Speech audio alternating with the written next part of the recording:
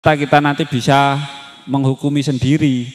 Memang nanti jalurnya para ulama. Salah satunya adalah dengan kalau kita itu biasanya kalau anak-anak pondok itu lewat Bahsul Masail atau lewat itu MUI kalau Indonesia kan gitu. Nah itu seperti itu. Jadi azan dan iqomah itu memang sebenarnya anjuran syariatnya itu memang diperuntukkan untuk sholat wajib saja. Kalau untuk hal-hal yang lain nanti kita buka ataupun cari dalil yang memang mensunahkan.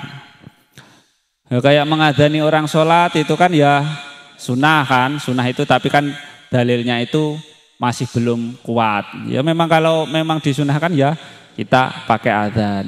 Kalau bayi baru lahir itu hukumnya sunnah karena memang ada dalilnya kan gitu. Bismillahirrahmanirrahim, saya lanjutkan. Nah, yang tadi itu adalah kesunahan-kesunahan yang dilakukan sebelum sholat. Nah, yang sekarang selanjutnya itu adalah kesunahan-kesunahan yang dilakukan ketika sholat. Wa sunanuha utawi pira-pira sunai sholat ba'da tukhuli ing dalem manjing, ing dalem jero, ing dalem manjing fiha ing dalem sholat, ing dalem sause manjing fiha ing dalem sholat iku syai'ani ana loro. Iku syai'ani suwiji-wiji loro. Rupane atasyahudu tahiyat al awalu kang awal wal kunutu lan kunut fi subhi ing dalem sholat subuh. Fi i'tidali rakaati tegese ing dalem i'tidale rakaat ashaniyati kang kaping pindho minhu saking subuh. Wa huwa utawi sunanuha wa huwa utawi al kunut iku doa wa syar'an lan ing dalem cara syara'e iku dzikrun dzikir maksusun kang den tentokake. Wa huwa utawi kunut iku Allahumma hdini fiman hadait wa afini fiman afait ila akhirih. Nah, gitu. Lalu kesunahan sholat yang dilakukan di dalamnya itu ada dua. Ada yang namanya sunnah ab'ad dan ada sunnah hayat. Sunnah ab'ad itu adalah sunnah yang kalau kita tinggalkan nanti disunahkan untuk sujud sahwi sebelum kita salam. Kalau sunnah hayat itu sunnah yang tidak perlu kita sujud sahwi ketika kita tidak melakukannya. Contohnya ya kayak tahiyat awal. Jadi ketika kita sholat duhur apa isya, ketika tahiyat awal gitu kita lupa enggak atau memang sengaja enggak melakukannya, itu sholat kita itu tetap sah. Tapi tetap disunahkan untuk sujud sahwi ketika meninggalkannya. Dan juga seperti halnya doa kunut. Kalau sunnah hayat itu seperti halnya mengangkat tangan, meletakkan tangan kanan di atas tangan kiri lah. Itu kalaupun kita tidak melakukan, sholatnya tetap sah dan juga tidak perlu untuk sujud sahwi gitu. Jadi kita ke sunnah ab'ad dulu. Jadi pembagian sunnah yang pertama itu adalah sunnah ab'ad. Sunnah ab'ad itu antara lain atasyahudul awal. Yang pertama adalah tahiyat awal. Di sholat maghrib, isya, duhur sama asar. Duhur sama asar itu ada tahiyat awal. Nah, ketika kita tidak melakukan tahiyat awal, itu sholatnya itu tetap sah, tapi tetap disunahkan untuk sujud sahwi. Dan yang kedua, sunnah hayat yang kedua adalah kunut. Doa kunut ketika sholat subuh. Nah, ini kalau Syafi'iyah memang sangat dianjurkan atau sunnah mu'akad menurut Imam Syafi'i. Bahkan ketika kita lupa atau tidak melakukan kunut, itu nanti sebelum salam itu kita tetap sunnah melakukan sujud sahwi. Itu kunut. Ya meskipun kalau tidak sujud sahwi ya sholat kita itu nanti tetap sah. Lah kunut itu dilakukan fi i'tidal li rakaatis tsaniyah minhu. Kunut itu dilakukan ketika kita i'tidal di rakaat pertama di rakaat yang kedua dari sholat subuh. Nah, itu kunut dilakukan memang harus dilakukan di waktu itu. Tidak boleh nanti kok rakaat awal sengaja kunut, itu tidak ada aturannya. Nanti jatuhnya ya malah nggak pas sholatnya. Nah, jadi sholat sunnah kunut itu dilakukan di waktu rakaat kedua waktu sholat subuh. Wa huwa lughatan, kunut secara bahasa itu adalah ad-du'a'u, doa. Sebenarnya itu maknanya secara simpel adalah doa. Wa syar'an, sedangkan kunut secara syara itu adalah zikrun maksus, sama seperti halnya adzan dan juga iqomah. Definisinya adalah zikrun maksusun, zikir-zikir yang sudah ditentukan. Kayak adzan itu ya disebut adzan, itu zikirnya atau lafadz-lafadznya memang sudah ditentukan, mulai dari Allahu Akbar sampai la ilaha illallah ya lafadznya memang seperti itu. Kalau semisal diganti nanti ya tidak dinamakan dengan adzan gitu.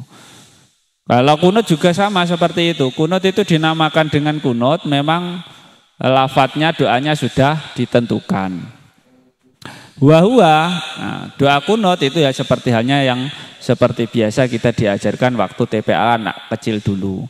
Yaitu seperti Allahumma hdini fiman hadait wa afini fiman afait wa tawallani fiman tawallait wa barik li fima atait wa qini bi rahmatika syarra ma qadait. Sampai fa innaka taqdi wa la yuqdu alaik wa innahu la yadhillu man walait wa la ya'izzu man atait tabarakta rabbana wa ta'alait. Itu yang paling utama, ditambah nanti sholawat di akhirnya. Wa sallallahu ala sayyidina Muhammad wa ala alihi wa sahbihi wa baraka wa salam. Nah, itu doa kunut yang panjang dan sempurna. Wal kunutu lan kunut fi akhiril witri ing dalam akhire witir, finis fisani ing dalam separo kang kaping pindho ming syahri Ramadhana saking wulan Ramadan. Wa huwa utawi kunut iku kakunuti subhi kaya dene kunute salat subuh al mutaqaddimi kang dadi dingin fi mahalihi ing dalem panggonane kunut walafdihi lan lafate kunut. Wala tata'ayana lan ora dadi tertentu apa kalimatul kunuti kalimae kunut asabiqati kang dingin. Falau konata mongko lamun kunut sapa wong bi ayatin kelawan ayat tadom mana mongko nyimpen tadom mana kang nyimpen doaan ing doa. Wa qasada lan nejo sapa wong al kunuta ing kunut hasolat mongko hasil apa sunatul kunuti sunae kunut. Nah, seperti itu.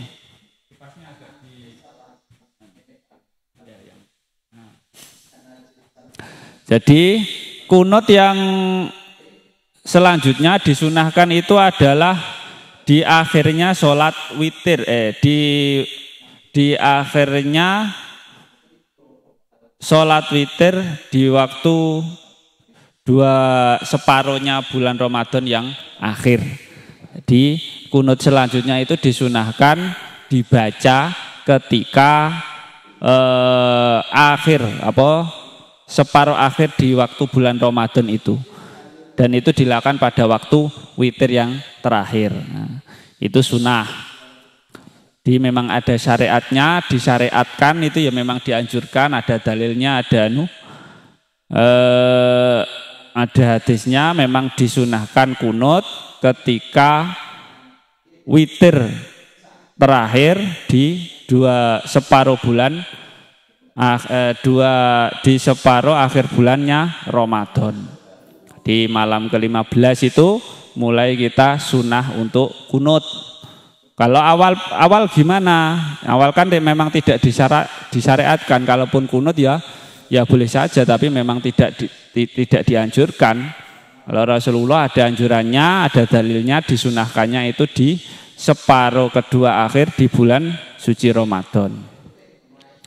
Wa huwa kakunuti subhi, dan bacaan kunutnya itu seperti halnya kunut waktu subuh sama Allahumma hdini fiman hadait. Kalau jamaah ya diganti Allahumma hdina ila akhirih. Dan juga sama di waktu tempatnya di i'tidal terakhir, dan juga lafadznya itu sama. Nah, tapi di sini ada yang menarik, wala tata ayana kalimatal kunuti sabiqah. Dan kalimatnya doa kunut itu tidak ditentukan seperti yang di atas saja.